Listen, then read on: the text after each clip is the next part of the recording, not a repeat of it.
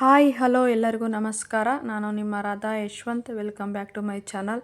ಇವತ್ತು ನಾವು ಗುಲಾಬ್ ಜಾಮೂನ್ ರೆಡಿ ಮಾಡೋಣ ಅಂತ ರೆಡಿ ಮಾಡ್ಕೊಂಡಿದ್ದೀವಿ ಎಲ್ಲ. ನನ್ನ ಮಗ ಒಂದು ವಾರದಿಂದನೂ ಹೇಳ್ತಾ ಇದ್ದ ಜಾಮೂನ್ ಮಾಡ್ಕೊಡಮ್ಮ ಅಂತಂದು. ಸೊ ಈಗ ವೆದರು ಚೆನ್ನಾಗಿಲ್ಲ ಕಣೋ, ಬೇಡ ಅಂತ ಹೀಗೆ ದಿನಗಳು ಮುಂದೆ ಆಗ್ತಾ ಇದ್ವಿ. ಆದರೆ ಈಗ 3 ದಿನ ಗೌರ್ಮೆಂಟ್ ರಜೆ ಇರೋದ್ರಿಂದ ಮನೆಯಲ್ಲಿದ್ದೀವಿ ಎಲ್ಲರೂ. ಹಾಗಾಗಿ ಅವ್ನು ಮಾಡಿಕೊಡೋ ತನಕ ಬಿಡಲೇ ಇಲ್ಲ. ಹಾಗಾಗಿ ರೆಡಿ ಮಾಡೋಣ ಅಂತಂದು ಎಲ್ಲ ರೆಡಿ ಮಾಡ್ಕೊತಾ ಇದ್ವಿ. ಸ್ವಾಸ್ತಿಕ್ ಗುಲಾಬ್ ಜಾಮೂನ್ ಪೌಡ್ರ್ ಮನೆಯಲ್ಲಿತ್ತು. ಸೊ ಅದನ್ನೇ ಮಾಡೋಣ ಅಂತಂದು ರೆಡಿ ಮಾಡ್ಕೊತಾ ಇದ್ದೀವಿ. ನಾವು ಅದು ಇದು ಅಂತಲ್ಲ, ಯಾವುದಾದ್ರೂ ಒಟ್ಟು ಜಾಮೂನ್ ಪೌಡ್ರ್ ಇತ್ತು ಅಂದರೆ ಮಾಡಿಬಿಡ್ತೀವಿ. ಸೊ ಯಾವ್ಯಾವುದು ಎಷ್ಟೆಷ್ಟು ಬೇಕು ಅಂತ ಇವಾಗ ತೋರಿಸ್ತೀನಿ. ಅದು ಜಾಮೂನ್ ಪೌಡ್ರ್ ಬಂದುಬಿಟ್ಟು 1 ಕಪ್ಪು ಅಂದರೆ ಬಟ್ಲಷ್ಟು ತೊಗೊಂಡಿದ್ದೀನಿ. ಅದೇ ಬಟ್ಲಲ್ಲೇ 2 ಬಟ್ಲಷ್ಟು ಸಕ್ಕರೆ ತೊಗೊತಾ ಇದ್ದೀನಿ. ಅಂದರೆ ನಾವೇನು ಹಾಕಿರ್ತೀವಿ ಅಷ್ಟೇ, ಅದ್ರ ಮೇಲೆ ಒಂದು 1/4 ಭಾಗದಷ್ಟು ಜಾಸ್ತಿ ಹಾಕಬೇಕು ಸಕ್ಕರೆನ. ಸೊ ಆವಾಗ ಸ್ವೀಟು ಅದಕ್ಕೂ ಜಾಮೂನ್ ಪೌಡ್ರಿಗೂ ಮ್ಯಾಚ್ ಆಗುತ್ತೆ. 1/4 ಬಟ್ಲು ಜಾಮೂನ್ ಪೌಡ್ರಿಗೆ 2 ಬಟ್ಲು ಸಕ್ಕರೆ ಹಾಕಿದ್ದೀನಿ. ಇದು ಪರ್ಫೆಕ್ಟ್ ಅಳತೆ. ಆಮೇಲೆ ಏಲಕ್ಕಿ ಪುಡಿ, ತುಪ್ಪ ಮತ್ತು ಹಾಲು ಜಾಸ್ತಿ ಬೇಕಾಗಲ್ಲ. ಇರಲಿ ಮನೇಲಿತ್ತು ಅಂತ ನಾನು ಕಪ್ಪಿಗೆ ಹಾಕ್ಕೊಂಡಿದ್ದೀನಿ ಅಷ್ಟೇ. ಹಾಲೆಂದರೆ ಅದ್ರಲ್ಲಿ ನಾವು ತೊಗೊಳೋದೊಂದು ಟೀ ಗ್ಲಾಸಲ್ಲಿ ಅರ್ಧ ಕಪ್ ಅಷ್ಟೇ. ಬಟ್ ಇತ್ತು ಅಂತ ಕಪ್ಪಲ್ಲಿ ಹಾಕಿ ಇಟ್ಕೊಂಡಿದ್ದೀನಿ ಅಷ್ಟೇ. ಇದು ಸಕ್ಕರೆ, ಏಲಕ್ಕಿ ಪುಡಿ, ಹಾಲು, ತುಪ್ಪ ಮತ್ತು ಜಾಮೂನ್ ಪೌಡ್ರು ಇಷ್ಟಿದ್ದರೆ ಪಟಾಪಟ್ ಅಂತ ಒಂದು ಜಾಮೂನು ರೆಡಿ ಆಗುತ್ತೆ. ಯಾರಾದರೂ ಮನೆಗೆ ಗೆಸ್ಟ್ ಬಂದ್ರೂ ಅರ್ಜೆಂಟಲ್ಲಿ ಅರ್ಧ ಗಂಟೆನಲ್ಲೇ ಚಿತ್ರಾನ್ನ, ಅದ್ರ ಜೊತೆಗೆ ಸೈಡ್ಸಿಗೆ ಜಾಮೂನ್ ಇದ್ದರೆ ಪರ್ಫೆಕ್ಟ್ ಮ್ಯಾಚ್ ಆಗಿಬಿಡುತ್ತೆ.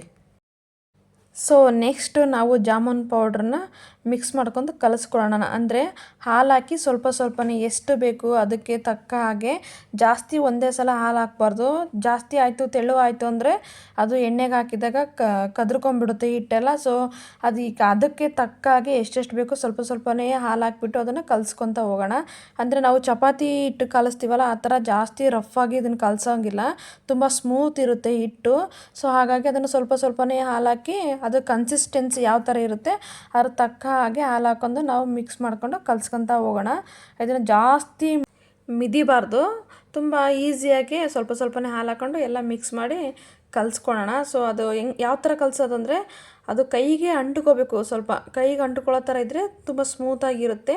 ಸೊ ಕೈಗೆ ಅಂಟ್ಕೊಳ್ದಂಗೆ ತುಂಬ ರಫ್ ಆಗಿತ್ತು ಅಂದರೆ ಅದನ್ನು ಎಣ್ಣೆಗೆ ಹಾಕಿದರೆ ಒಳಗಡೆ ಹಾಗೆ ಗಂಟು ಥರ ಇರುತ್ತೆ, ಬೇಗ ಅದು ಬೇಯೋದಿಲ್ಲ. ಸೊ ಹಾಗಾಗಿ ಇದನ್ನು ತುಂಬ ಸ್ಮೂತಾಗೆ ಕಲಿಸ್ಬೇಕು. ಅದಾದಮೇಲೆ ಇದು ಕಲಸಾದ್ಮೇಲೆ ಒಂದು 10 ನಿಮಿಷ ಸಾಕು, ಜಾಸ್ತಿ ಏನು ಬೇಡ. ಒಂದು 10 ನಿಮಿಷ ಹಾಗೆ ಅದು ನೆಂದ್ಕೊಳ್ಳೋ ಅಷ್ಟೊತ್ತಿಗೆ ಪಾಕ ರೆಡಿ ಮಾಡ್ಕೊತಾ ಇದ್ದೀನಿ. ಫಸ್ಟ್ ಏನಂತಂದರೆ ನಾವು ಏನು ಸಕ್ಕರೆ ತೊಗೊಂಡಿದ್ವಲ್ಲ ಅಷ್ಟೇ ಬಟ್ಲಲ್ಲಿ ನೀರು 2 ಬಟ್ಲು ನೀರು ಹಾಕಿದ್ದೀನಿ. ಸೊ 2 ಬಟ್ಲು ಸಕ್ಕರೆ ಹಾಕಿದ್ದು ಅಷ್ಟೇ 2 ಬಟ್ಲು ನೀರು ಹಾಕ್ತಾಯಿದ್ದೀನಿ. ಸೊ ಇವಾಗ ಏನಂತಂದರೆ ಉರಿನ ನಾವು ಸಿಮ್ಮಲ್ಲೇ ಇಟ್ಕೋಬೇಕು, ಜಾಸ್ತಿ ಉರಿ ಇಟ್ಕೋಬಾರ್ದು. ಅದು ಸಕ್ಕರೆ ಕರಗೋ ತನಕ ನಾವು ಆ ಥರ ಮಿಕ್ಸ್ ಮಾಡ್ತಾನೆ ಇರಬೇಕು, ಕೈ ಆಡಿಸ್ತಾ ಇರಬೇಕು. ಉರಿ ಸಿಮ್ಮಲ್ಲೇ ಇರಬೇಕು, ಅದನ್ನು ನೆನಪಿಟ್ಕೊಳ್ಳಿ. ಯಾಕೆಂದರೆ ಜಾಸ್ತಿ ಉರಿ ಇಟ್ಕೊಂಡ್ವಿ ಅಂತಂದರೆ ಬೇಗ ತಳ ಒತ್ತುತ್ತೆ ಮತ್ತು ಪಾಕ ಬೇಗ ಬಂದುಬಿಡುತ್ತೆ. ಜಾಸ್ತಿ ಪಾಕ ಬಂದರೆ ಜಾಮೂನ್ಗೆ ಸರಿಯಾಗೋದಿಲ್ಲ. ಸೊ ಸ್ವೀಟು ಅದು ತುಂಬ ಕೈಗೆಲ್ಲ ಅಂಟುತ್ತಾ ಇರುತ್ತೆ, ಜಾಸ್ತಿ ಅದು ಸ್ಮೂತ್ ಇರಲ್ಲ ಜಾಮೂನು. ಸೊ ಹಾಗಾಗಿ ಉರಿ ಸಿಮ್ಮಲ್ಲೇ ಇಟ್ಕೊಳ್ಳಿ. ಅದು ಸಕ್ಕರೆ ಕರಗೋ ತನಕನೂ ಆ ಥರ ಆಡಿಸ್ತಾನೇ ಇರಬೇಕು ಅದನ್ನು.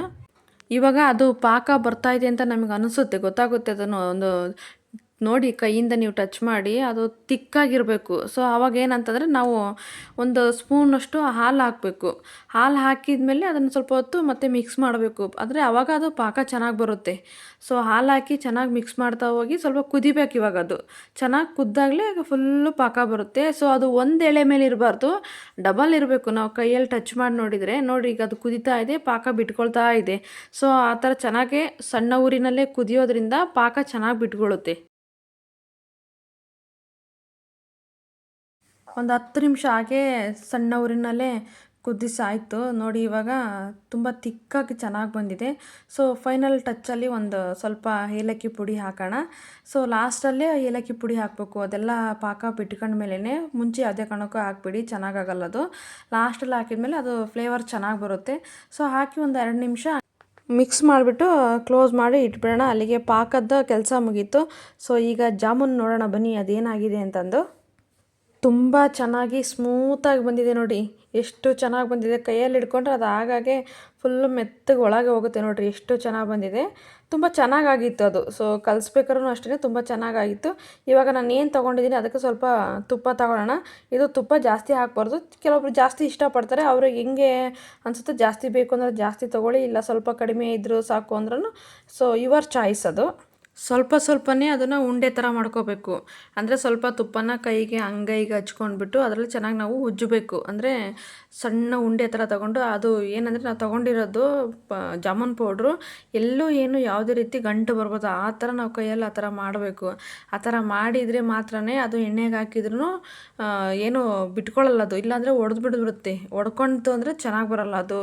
ಅದನ್ನು ಪಾಕದಾಗ ಹಾಕಿದರೆ ಫುಲ್ಲು ಕಲ್ಸ್ಕೊಂಡ್ಬಿಡುತ್ತೆ. ಸೊ ಹಾಗಾಗಿ ತುಂಬ ಸ್ಮೂತ್ ಇರೋದ್ರಿಂದ ಅದನ್ನ ಒಂದು ಗಂಟು ಮೇಲೆ ಕಾಣಿಸ್ತಿರೋ ಥರ ಕೈಯಲ್ಲೇ ನಾವು ಆ ಥರ ಮಾಡಬೇಕು. ಸೊ ಫೈನಲಾಗಿ ಎಲ್ಲದನ್ನು ನಾನು ಉಂಡೆನ ಚಿಕ್ಕ ಚಿಕ್ಕದಾಗಿ ಮಾಡಿ ಇಟ್ಕೊಂಡಿದ್ದೀನಿ. ಸೊ ಇವಾಗ ನೆಕ್ಸ್ಟ್ ಏನಂತ ಅಂದರೆ ಒಂದು ಬಾಣಲಿ ಇಟ್ಬಿಟ್ಟು ಆ ಬಾಣಲಿಗೆ ಸ್ವಲ್ಪ ಎಣ್ಣೆ ಹಾಕ್ತಾಯಿದ್ದೀನಿ. ಅಂದರೆ ನಮಗೆ ಎಷ್ಟು ಉಂಡೆ ಇದೆ ಜಾಮೂನ್ ಪೌಡ್ರ್ ನಾನು ಮಾಡ್ಕೊಂಡಿರೋದು, ಅದಕ್ಕೆ ನಮಗೆ ಎಷ್ಟು ಬೇಕಾಗುತ್ತೆ ಅಂತ ನೋಡಿ ಒಂದು ಅಳತೆನಲ್ಲಿ ಒಂದು ಅಂದಾಜಿಗೆ ಗೊತ್ತಾಗುತ್ತೆ, ಅಷ್ಟು ಎಣ್ಣೆ ಹಾಕೋಬೇಕು. ಈಗ ಎಣ್ಣೆ ಹಾಕ್ಕೊಂಡಿದ್ದೀನಿ. ಅದನ್ನು ಫಸ್ಟು ಒಂದು ಚಿಕ್ಕದಾಗಿ ನಾನು ಜಾಮೂನ್ ಉಂಡೆ ಮಾಡಿದ್ದೆ ನೋಡೋಣ, ಅಂದರೆ ಟ್ರೈ ಮಾಡೋಣ ಫಸ್ಟು ಯಾವ ಥರ ಬರುತ್ತೆ ಅಂತಂದು. ಸೊ ಆ ಉಂಡೆನ ಹಾಕಿದ್ದೀನಿ ನೋಡಿ ನಾನು ಕಾದಿರೋ ಅಂಥ ಎಣ್ಣೆಗೆ. ಅದು ನಾವು ಸುಮ್ಮನೆ ಆ ಕಡೆ ಈ ಕಡೆ ಸ್ಪೂನಲ್ಲಿ ಆ ಕಡೆ ಈ ಕಡೆ ಅನ್ಬೇಕು. ಏನಕ್ಕೆ ಆ ಥರ ಅಂತಿದ್ದೀನಿ ಅಂತಂದರೆ, ಆ ಉಂಡೆ ಹಾಕಿದ್ವಲ್ಲ ಅದು ಮೇಲ್ಗಡೆ ಬರಬೇಕು. ಮೇಲ್ಗಡೆ ಬಂದರೆ ಮಾತ್ರನೇ ಜಾಮೂನ್ ಚೆನ್ನಾಗಿ ಬರುತ್ತೆ. ಅದು ಹರಳ್ಕೊಳ್ತಾ ಇದೆ ನೋಡಿ. ಈಗ ಜಾಸ್ತಿ ಉರಿ ಇಡಬಾರ್ದು, ನಾವು ಸಿಮ್ಮಲ್ಲೇ ಉರಿ ಇಟ್ಕೋಬೇಕು.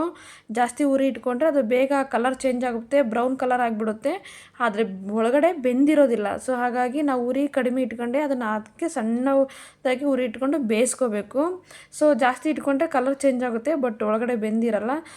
ಇವಾಗ ಎಲ್ಲ ಉಂಡೆಗಳನ್ನು ಒಂದೊಂದೇ ಹಾಕ್ತಾಯಿದ್ದೀನಿ. ಸೊ ನಾನು ಮಾಡ್ಕೊಂಡದ್ದು ಸ್ವಲ್ಪನೇ, ಸೊ ಹಾಗಾಗಿ ಅಷ್ಟು ಉಂಡೆಗಳು ಹಾಕ್ತಾಯಿದ್ದೀನಿ. ಉರಿ ಸಣ್ಣ ಉರಿನಲ್ಲೇ ಇರಬೇಕು, ಯಾಕೆಂದರೆ ಅದು ಜಾಸ್ತಿ ಇಟ್ಟರೆ ತಳ ಓದುತ್ತೆ, ಸರಿಯಾಗಲ್ಲ, ಕಲರ್ ಚೇಂಜ್ ಆಗುತ್ತೆ. ಇದು ನೆನಪಲ್ಲಿ ಇರಲಿ.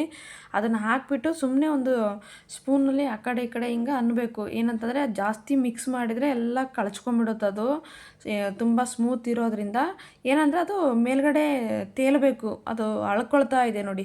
ನಾನು ಆ ಥರ ಅಂದರೆ ಜಸ್ಟ್ ಮೂವ್ ಮಾಡೋದಕ್ಕೆ ಮಾತ್ರ ಆ ಥರ ಅಂತಿದ್ದೀನಿ. ಸೊ ಒಂದೊಂದೇ ಎಷ್ಟು ಚೆನ್ನಾಗಿ ಅರಳುತ್ತಾ ಇದೆ ನೋಡಿ. ಅದು ಮೇಲೆ ಬರಬೇಕು, ಉಂಡೆ ಮೇಲೆ ಬಂದರೆ ಅದು ಚೆನ್ನಾಗಿ ಬೆಂದಿದೆ ಅಂತ. ಸೊ ಕಲರೆಲ್ಲ ಗೋಲ್ಡನ್ ಕಲರ್ ಆಗ್ತಾಯಿದೆ ನೋಡಿರಿ ಎಷ್ಟು ಚೆನ್ನಾಗಿ. ಸೊ ಈಗ ಪರ್ಫೆಕ್ಟಾಗಿ ಒಂದು ಜಾಮೂನ್ ಲುಕ್ ಕೊಡ್ತಾ ಇದೆ ನೋಡಿ, ಎಷ್ಟು ಚೆನ್ನಾಗಿ ಬರ್ತಾ ಇದೆ. ಉಂಡೆಗಳೆಲ್ಲ ಗೋಲ್ಡ್ ಕಲರ್ ಆಗ್ತಾ ಇದ್ದಾವೆ. ಸೊ ಅದನ್ನು ನಾವು ಸುಮ್ಮನೆ ಫಸ್ಟು ಹಿಂಗೆ ಅಲ್ಲಾಡಿಸ್ಬೇಕು ಆ ಕಡೆ ಈ ಕಡೆ ಅಷ್ಟೇ. ಜಾಸ್ತಿ ಮೂವ್ ಮಾಡಿದರೆ ಅದೆಲ್ಲ ಕಳ್ಚ್ಕೊಂಡ್ಬಿಡುತ್ತೆ. ತುಂಬ ಸ್ಮೂತಾಗಿ ಈಗ ಅಂತಾ ಇದ್ದೀನಿ ಅಷ್ಟೇ ನೋಡಿ. ಇವಾಗ ಎಷ್ಟು ಚೆನ್ನಾಗಿ ಬಂದಿದೆ. ಸೊ ಫೈನಲಾಗಿ ಎಲ್ಲ ಜಾಮೂನು ರೆಡಿ ಆಯಿತು. ಉಂಡೆ ನೋಡಿ ಎಷ್ಟು ಕ್ರಿಸ್ಪಿಯಾಗಿ ಬಂದಿದೆ. ಟೇಸ್ಟ್ ಮಾತ್ರ ಯಮ್ಮಿ ಇರುತ್ತೆ. ನೋಡೋಣ ಪಾಕದಲ್ಲಿ ಯಾವ ಥರ ಈಗ ಬರುತ್ತೆ ಟೇಸ್ಟ್ ಅಂತಂದು. ಸೊ ನಾನು ಹಾಕಿದ್ದು ಅಷ್ಟನ್ನೆಲ್ಲ ಒಂದೇ ಸಲ ಅಷ್ಟನ್ನು ಹಾಕಿದ್ದೆ, ಚೆನ್ನಾಗಿ ಬಂದಿತ್ತು. ಸೊ ಎಲ್ಲ ಕ್ರಿಸ್ಪಿಯಾಗಿ ಚೆನ್ನಾಗಿತ್ತು ಉಂಡೆನೂ. ಸೊ ಈಗ ನಾನು ಅದನ್ನು ಪಾಕಕ್ಕೆ ಹಾಕ್ತಾಯಿದ್ದೀನಿ. ಪಾಕದಲ್ಲಿ ಹಾಕಿದ್ದೆ. ಸೊ ಸಕ್ಕತ್ತಾಗಿ ಬಂದಿತ್ತು, ಟೇಸ್ಟ್ ಮಾತ್ರ ಸೂಪರ್ ಯಮ್ಮಿ ಆಗಿತ್ತು ನೋಡಿ ಟೇಸ್ಟು. ಮಗನಿಗೆ ಟೇಸ್ಟ್ ಕೊಡಬೇಕು ನೋಡೋದಕ್ಕೆ ಅಂತಂದು ಅವನೇ ತುಂಬ ದಿವಸದಿಂದ ಹೇಳ್ತಿದ್ದ ಮಾಡು ಅಂತಂದು. ನಾನು ಸುಮ್ಮನೆ ಅವ್ನು ತಿಂದರೆ ಹುಷಾರಿರಲ್ಲ ಅಂತಂದು ಮಾಡ್ದಂಗೆ ಮುಂದೆ ಹಾಕ್ತಾನೇ ಇದ್ದೆ. ಸೊ ಒಂದು ಅರ್ಧ ಗಂಟೆ ಪಾಕದಲ್ಲಿ ಹಾಕ್ಬಿಡಿ ಅಷ್ಟೇ, ಜಾಸ್ತಿ ಹೊತ್ತೇನು ಬೇಡ. ನಾನು ಒಂದು ಅರ್ಧ ಗಂಟೆ ಹಾಕ್ಬಿಟ್ಟಿದ್ದು. ಸೊ ಒಂದು ಅರ್ಧ ಗಂಟೆಗೆ ತುಂಬ ಚೆನ್ನಾಗಿ ಬಂದಿತ್ತು. ನಾವು ಪಾಕದಲ್ಲಿ ಹಾಕಿದ್ಮೇಲೆ ಜಾಸ್ತಿ ಮಿಕ್ಸ್ ಮಾಡಬಾರ್ದು. ಸೊ ಜಸ್ಟ್ ಆ ಕಡೆ ಈ ಕಡೆ ಮೂವ್ ಮಾಡಬೇಕು. ತುಂಬ ಅಂದರೆ ತುಂಬ ಚೆನ್ನಾಗಿತ್ತು. ಫಸ್ಟು ಟೇಸ್ಟ್ ನೋಡಿದ್ದು ನನ್ನ ಮಗನೇ, ತುಂಬ ಇಷ್ಟಪಟ್ಟು ತುಂಬ ಖುಷಿ ಆಯಿತು ಅಂತ ಅಂದ. ನೋಡಿ ಅವ್ನ ರಿಯಾಕ್ಷನ್ ಯಾವ ಥರ ಇರುತ್ತೆ ಅಂತ. ಸೊ ಈ ವಿಡಿಯೋನ ಇಲ್ಲಿಗೆ ಎಂಡ್ ಮಾಡ್ತಾಯಿದ್ದೀನಿ. ಈ ವಿಡಿಯೋ ಇಷ್ಟ ಆಗಿದ್ದರೆ ಒಂದು ಲೈಕ್ ಮಾಡಿ, ಶೇರ್ ಮಾಡಿ, ಕಮೆಂಟ್ ಮಾಡಿ. ಹಾಗೆ ಯಾರಾದರೂ ಸಬ್ಸ್ಕ್ರೈಬ್ ಮಾಡದೆ ವಿಡಿಯೋ ನೋಡ್ತಾ ಇದ್ದರೆ ಪ್ಲೀಸ್ ಸಬ್ಸ್ಕ್ರೈಬ್ ಮಾಡಿಕೊಂಡು ವಿಡಿಯೋ ನೋಡಿ. ನೆಕ್ಸ್ಟು ಮುಂದಿನ ವಿಡಿಯೋದಲ್ಲಿ ಇನ್ನೂ ಹೆಚ್ಚು ವಿಡಿಯೋಗಳ ರೆಸಿಪಿಗಳು ಹಾಕ್ತಾ ಇರ್ತೀವಿ. ಸೊ ನಿಮ್ಮ ಸಪೋರ್ಟ್ ಹೀಗೆ ನಮಗೆ ಇರಲಿ ಅಂತಂದು ಹೇಳ್ತಾಯಿದ್ದೀನಿ. ಈ ವಿಡಿಯೋನ ಇಲ್ಲಿಗೆ ಎಂಡ್ ಮಾಡ್ತಾ ಇದ್ದೀನಿ. ಸೊ ನೆಕ್ಸ್ಟು ಬ್ಲಾಗಲ್ಲಿ ಸಿಗೋಣ. ಸೊ ನೆಕ್ಸ್ಟು ನನ್ನ ಮಗನ ರಿಯಾಕ್ಷನ್ ನೋಡಿ ಯಾವ ಥರ ಇರುತ್ತೆ ಅಂತಂದು ಕಾಮೆಂಟಲ್ಲಿ ಈ ರೆಸಿಪಿ ಬಗ್ಗೆ ತಿಳಿಸಿ. ನೀವು ಒಂದ್ಸಲ ಈ ರೆಸಿಪಿನ ಒಂದ್ಸಲ ಟ್ರೈ ಮಾಡಿ ನೋಡಿ. ಸೊ ಯಾವ ಥರ ಬಂತು ರೆಸಿಪಿ ಅಂತ ಕಮೆಂಟ್ ಬಾಕ್ಸಲ್ಲಿ ತಿಳಿಸಿ. ಇನ್ನು ನನ್ನ ಮಗನಿಗೆ ಶೀತ ಆಗಿತ್ತು, ಆದರೂ ಅವನು ಜಾಮೂನ್ ತಿನ್ನೋದು ಬಿಡಲಿಲ್ಲ. ನೋಡಿ ಅವನ ರಿಯಾಕ್ಷನ್ ಯಾವ ಥರ ಇರುತ್ತೆ. ಸೊ ವಿಡಿಯೋ ಇಲ್ಲಿಗೆ ಎಂಡ್ ಮಾಡ್ತಾಯಿದ್ದೀನಿ. ಬಾಯ್.